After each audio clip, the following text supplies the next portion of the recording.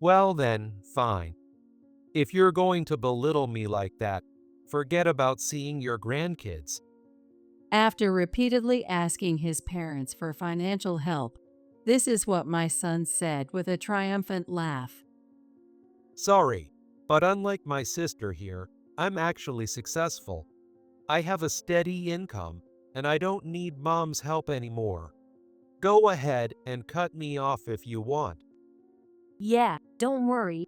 We won't even bring the grandkids to see you, so don't interfere with us anymore. And don't come crying to us about retirement costs. 'Cause we're not paying a dime.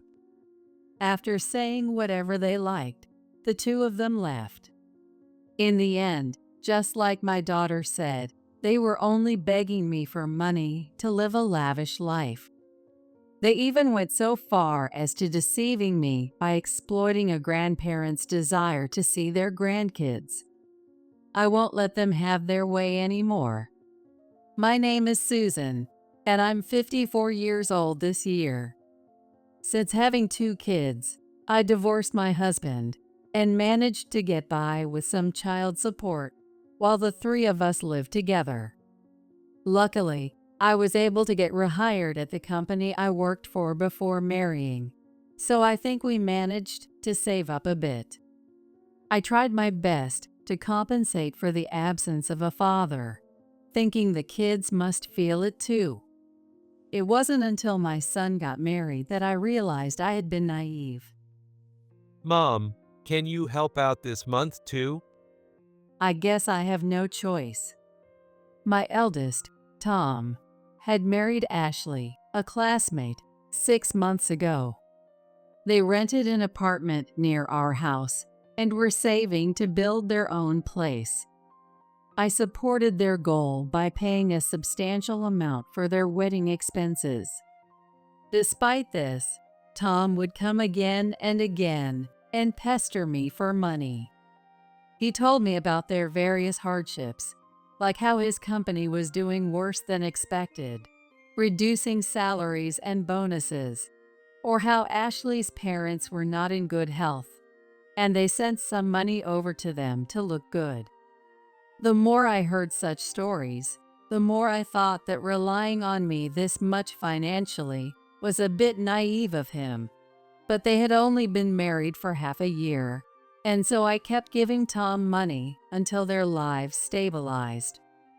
Since their house was nearby, they often came over to show their faces.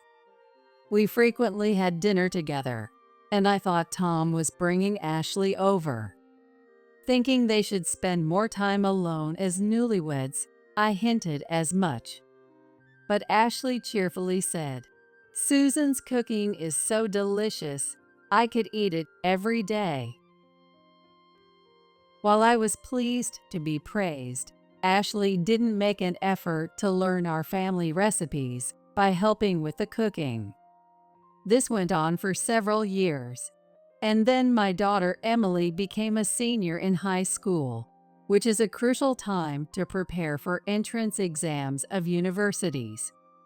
There was a time when I asked them to refrain from coming over because it was such an important time for her. But the requests for money continued, and after the exams, they returned to visiting often. Around that time, Emily began to clash with Ashley, occasionally arguing. Susan's financial help has really been a lifesaver.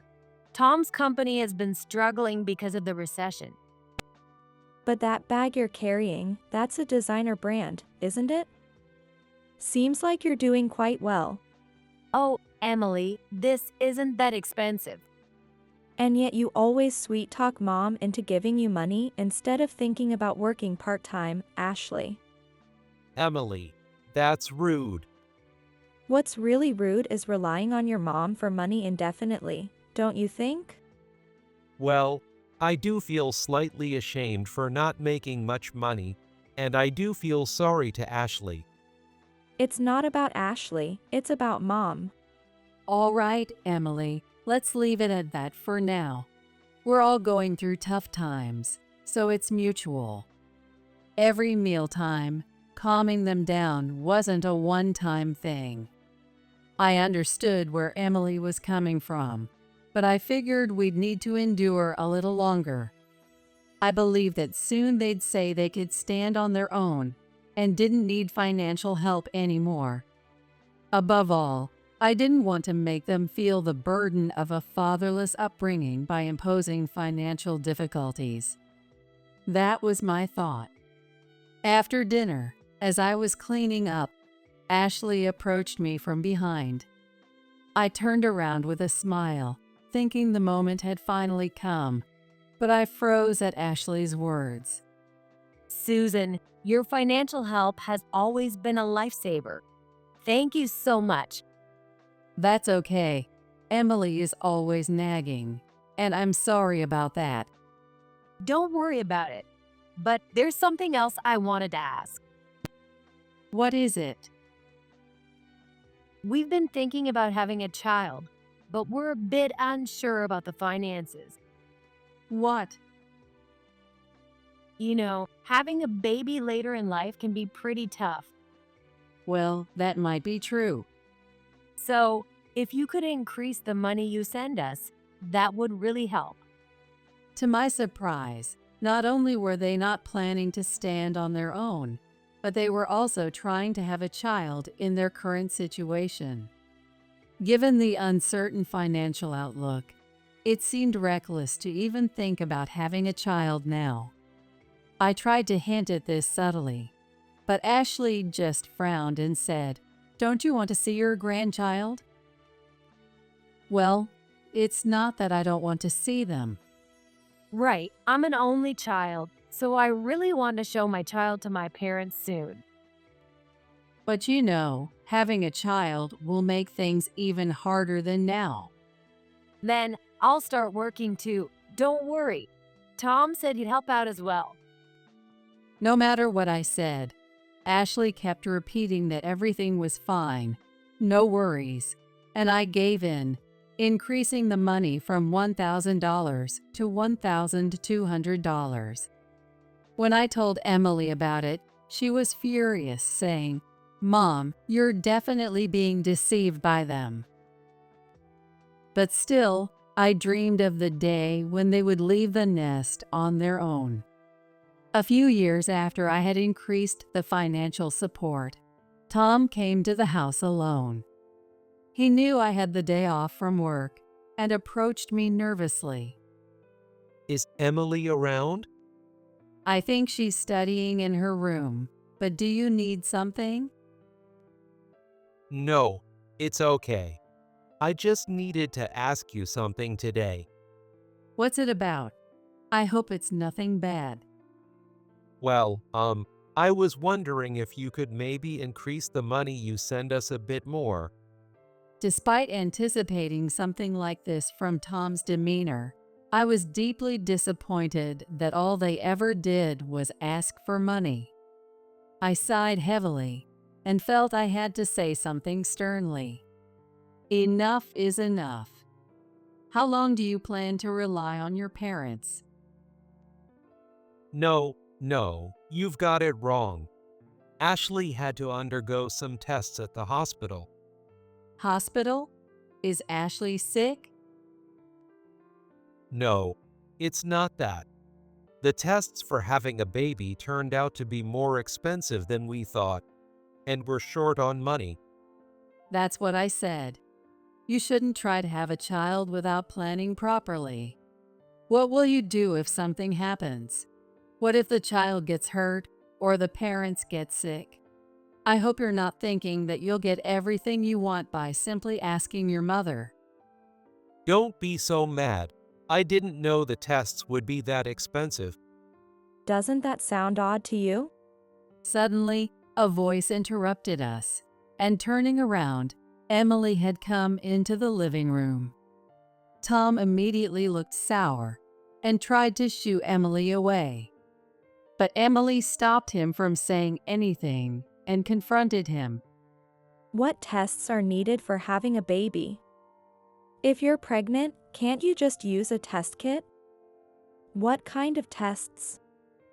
I don't know. Ashley went alone, and all I heard was that they didn't have enough money. Why would you let Ashley go to the hospital alone for something as important as having a child? Shouldn't a couple go together to hear what the doctor says? You're off today, right? Kids shouldn't be butting in. The only one who doesn't understand something even a kid would know is you. The two argued for a while, but unable to refute Emily's points, Tom left reluctantly. I thought Emily had a point, but I suggested maybe we should consider that they really can't do without relying on their parents. Mom, are you serious? What do you mean? They just want money. That's obviously a made-up excuse. Why would you say something like that? Emily, unable to bear it, went back to her room and returned with her smartphone. She then showed me some photos. The photos were of the bag Ashley was carrying. Ashley said it was cheap, but it's probably real. She laughed at my bag, calling it pitiful.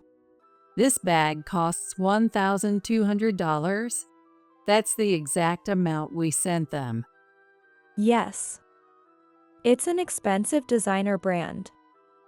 And no matter how cheap, she always carries a different bag each time she visits, probably using the money we send on things like this. Indeed, Ashley did have different bags every time. And you know, behind your back, they were mocking you and laughing about it. You probably didn't know. Emily then played me a recording. It was a conversation between Ashley and Emily at our house when I was at work. Emily, since you only have cheap bags anyway and aren't interested in money, could you ask Susan to increase the amount she sends me? Didn't you already make Mom increase the amount before? It was only a $200 increase. $1,200. Does she feel she's taking care of her son and his wife for just $1,200? Considering she might be able to see her grandchild, I don't see why she wouldn't want to send some more. That's quite brazen. You don't talk properly to your elders. Don't you understand it's better for the youth to spend the money to keep the economy going than for the old to hoard it? Hey, Mom, after hearing this, are you still going to continue sending them money? It was definitely Ashley's voice. Emily had secretly recorded it with her smartphone. Hearing this really disappointed me, and it also made me feel so sorry towards Emily. I had exposed her to her brother and his wife, constantly begging me for money. Emily had been waiting for me to wake up to this reality, and I made up my mind. We need to have a proper talk with Tom and his wife. That's good. I'll help as much as you need, Mom. Thank you. After talking with Emily, I invited the two over to our house the next day. Ashley arrived smiling, holding that infamous $1,200 bag. Emily and I sat across from Tom and his wife at the living room table. I'm ending the financial support of you two. What? Why would you say that all of a sudden? That puts us in a tough spot. Exactly, Susan. I have these medical test bills piling up, and it's really tough. Then why don't you save up instead of buying such expensive bags? At first, Ashley tried to appease me. But when I mentioned the bag, she flipped her demeanor and sighed heavily. Don't you want to see your grandchild? It would be sad for a grandchild to be born to such unplanned parents. You mean you won't help even though your son is struggling? I have helped enough. I've been sending money for over 10 years. Brother, just stop it. It's you, isn't it? You must have said something to Mom. Emily has nothing to do with this. It's my decision based on your actions. When I firmly stated this, Tom and Ashley, who had been fussing, fell silent. Seeing that, I felt relieved that they understood from our discussion that it was over. But Tom scoffed and then started berating us loudly. Well then, fine. If you're going to belittle me like that, forget about seeing your grandkids. What's that? Weren't you the ones mocking Mom? Mom was sending money because she pitied me, right? Exactly. You believed Tom was struggling, so you kept paying, right? What kind of reasoning is that? Sorry, but unlike her, I'm successful. It might seem like I was deceiving you, but I do have a steady income, and I don't need Mom's help anymore. If you want to stop the petty cash, please go ahead. Basically, you're blaming us because you've run out of money, right? Ah, I see. But with that attitude, don't come crying to us about retirement costs, cause we're not paying a dime. Of course, even if we have grandkids, we won't be showing their faces to you, so don't interfere with us anymore. With that, they stomped out with loud footsteps. In the end, just like Emily said, they were only begging for money to splurge. They even went so far as to deceiving me by exploiting a parent's desire to see their grandkids. I was utterly disheartened, but Emily smiled contentedly. Don't worry, they'll probably come crying back soon. The real challenge starts now, Mom. Emily said that confidently. It became a reality about half a year after our discussion. One evening, Tom showed up at our house straight from work, clutching a credit card statement. Mom, listen, Ashley has been blowing all this money on bags and wallets. Oh, you're only realizing this now? That's cold. After getting $1,200 a month, you say it's still not enough? $1,200. She told me she was only getting $500. You didn't even know how much money you were getting from your parents? That's pathetic. Indeed, I had been putting the money in envelopes and handing it to them. But the fact that my son had been using the money without even checking the amount and wasn't aware of it gave me a headache.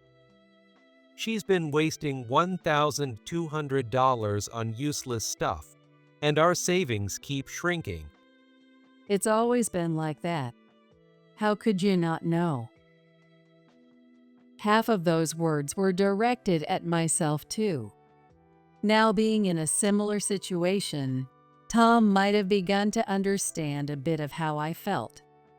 However, Tom was still unable to stop Ashley and kept trying to rely on me for money. Without any apologies, he only vented and lashed out, and there was nothing I could do. Later, unable to curb Ashley's spending, which exceeded his own earnings, their days filled with arguments continued.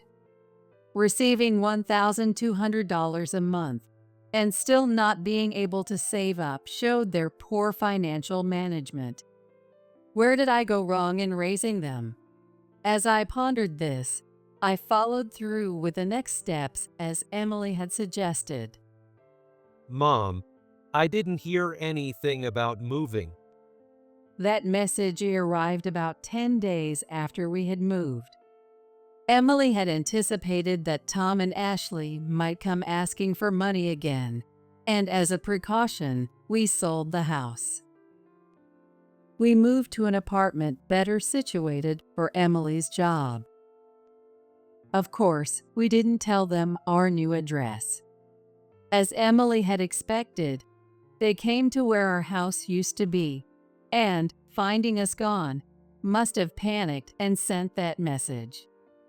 Tom's emails arrived one after another, a mix of placating apologies and preachy messages about how he wouldn't care what happened to his kids or my retirement.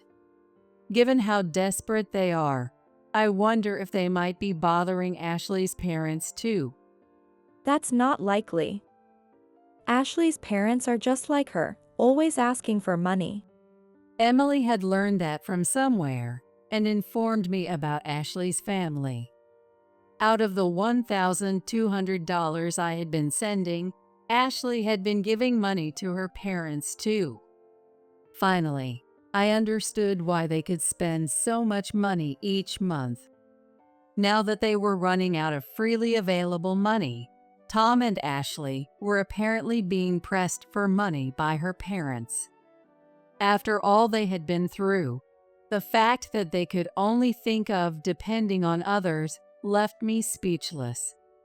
Seeing the emails Emily received, she laughed and said, "Told you so," and then she decisively blocked them. I feel bad for Tom, but even with their apologies, I can't feel sorry or anything for them now. Since they pride themselves on being successful and having a good income, they should just try their best as a couple. I had put Emily through a lot because of Tom. Although I was working, I had been using my savings to send them money, but that was enough. From now on, it would just be the two of us, and I intended to support Emily until she found someone good for her.